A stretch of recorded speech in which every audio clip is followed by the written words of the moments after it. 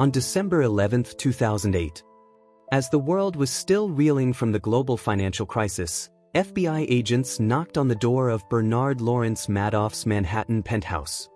By the end of that day, one of Wall Street's most admired figures, former chairman of NASDAQ, philanthropist, and investment guru, was in handcuffs. His empire, once believed to be the pinnacle of financial sophistication, collapsed overnight. Behind the facade of wealth and exclusivity lay a devastating truth. The largest Ponzi scheme in history, valued at $65 billion on paper. This is the story of how Bernie Madoff built a reputation as a financial genius, fooled America's elite and beyond, ran the world's biggest financial con, and ultimately fell, leaving behind a legacy of ruin, shame, and lessons that continue to haunt the financial world. From Queens to Wall Street, 1938-1980s. Bernard Lawrence Madoff was born on April 29, 1938, in Queens, New York, to Ralph and Sylvia Madoff. His father worked odd jobs and once ran a sporting goods store that failed, leaving the family struggling financially. Young Bernie quickly learned two things: the sting of economic insecurity and the value of appearances.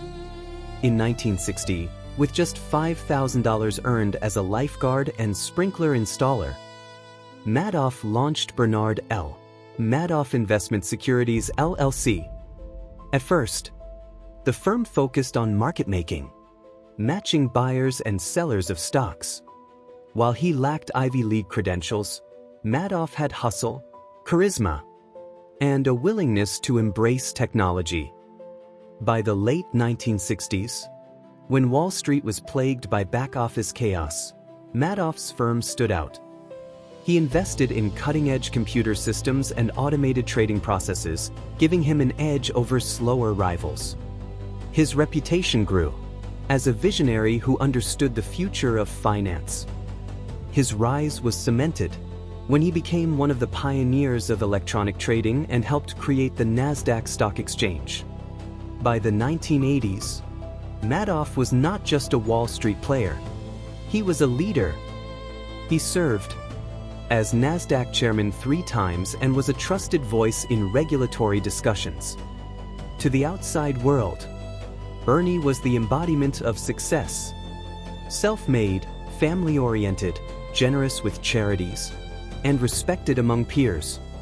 But beneath this respectable exterior, another side of his empire was taking shape. The secret strategy, 1970s, 1990s. While Madoff's legitimate trading business prospered, he quietly began running a secret investment advisory operation catering to wealthy clients, hedge funds, and feeder funds. Unlike typical funds that disclosed their strategies, Madoff was famously opaque. He promised something extraordinary: steady returns of 10 to 12% annually, regardless of market conditions. The supposed strategy was called a split strike conversion. In theory, Madoff claimed he bought a basket of stocks mirroring the S&P 100, then hedged with options to limit risk. It sounded complex, but was plausible enough to keep investors satisfied. The beauty of the approach was its boring consistency, not flashiness. But the truth was stark. Madoff was not investing at all. Instead, he was running a classic Ponzi scheme, using money from new investors to pay returns to old ones. Client account statements were fabricated to show fake trades, backdated prices, and steady profits. What made Madoff different from typical conmen was scale and credibility. His reputation as NASDAQ chairman, his philanthropic donations, especially within New York's Jewish community, and his connections to financial elites gave him cover. Feeder funds in Europe and the US funneled billions to him. Even large banks, including HSBC and Banco Santander, trusted him.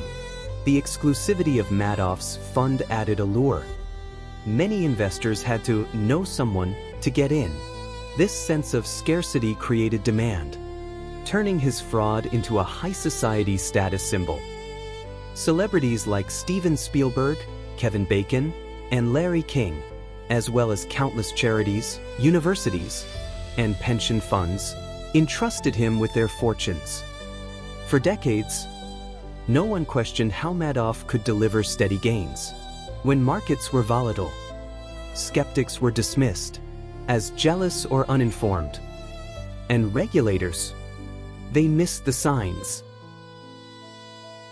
Red flags and warnings ignored. 1990s, 2007. The Madoff scheme was not invisible. Over the years, numerous analysts and competitors raised suspicions. The most famous whistleblower was Harry Markopolos, a financial analyst who, as early as 1999, submitted detailed reports to the U.S.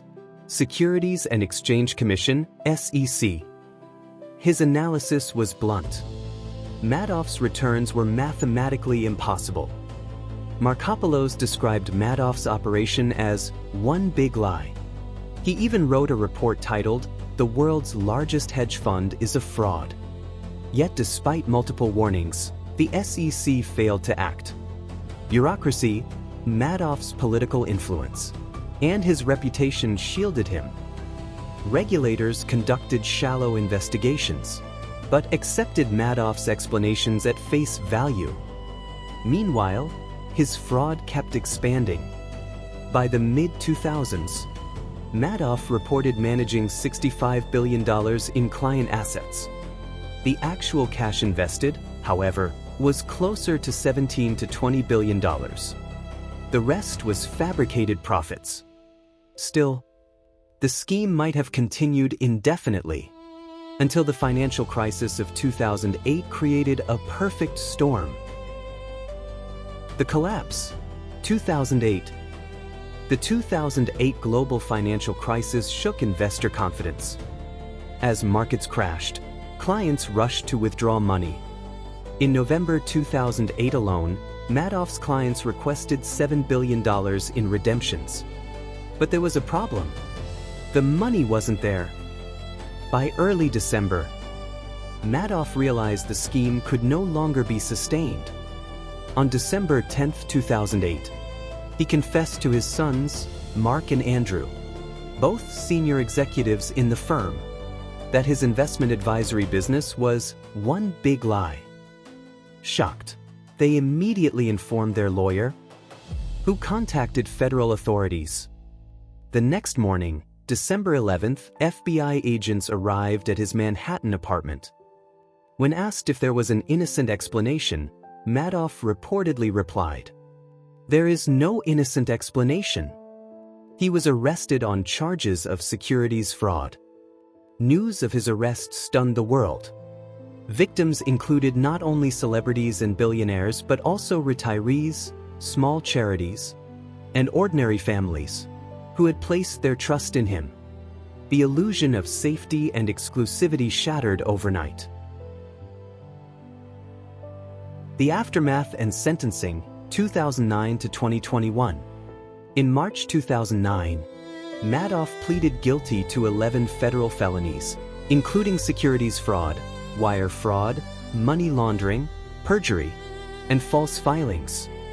On June 29, 2009, Judge Denny Chin sentenced him to the maximum, 150 years in prison. The human toll was immense. Thousands of investors lost life savings. Nonprofits collapsed. Families were ruined. The scandal reverberated across continents, from Palm Beach to Geneva to Tokyo. Madoff's family was also devastated. His son Mark died by suicide in 2010, 2 years after the arrest. His other son, Andrew, died of lymphoma in 2014, believing the stress of the scandal worsened his illness. His wife, Ruth Madoff, publicly disavowed him and withdrew from public life. The trustee overseeing the liquidation, Irving Picard, worked for years to recover funds. By pursuing lawsuits against feeder funds and banks that enabled Madoff, Picard eventually clawed back more than $14 billion. A remarkable sum, though still far short of the $65 billion investors thought they had. Bernie Madoff remained in prison until his death on April 14, 2021, at the age of 82. He never expressed genuine remorse, often portraying himself as a victim of circumstance who simply couldn't stop. Lessons from the biggest fraud in history.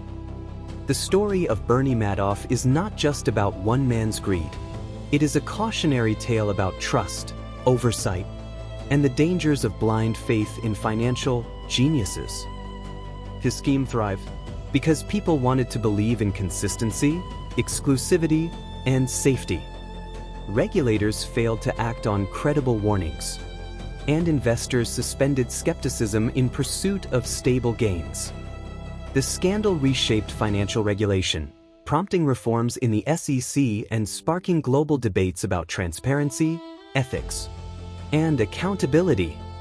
But at its core, it remains a deeply human tragedy, one where greed and deception destroyed lives, families, and institutions. Madoff's legacy forces us to confront unsettling questions. Why are people so easily seduced by promises of certainty? How do we balance trust with vigilance in an age where money moves faster than ever? And most importantly, if it happened once, could it happen again? What do you think? Did the world truly learn from the Madoff scandal? Or are we still vulnerable to the next financial genius who promises too much? Want more true stories? Subscribe to our Real One Stories channel.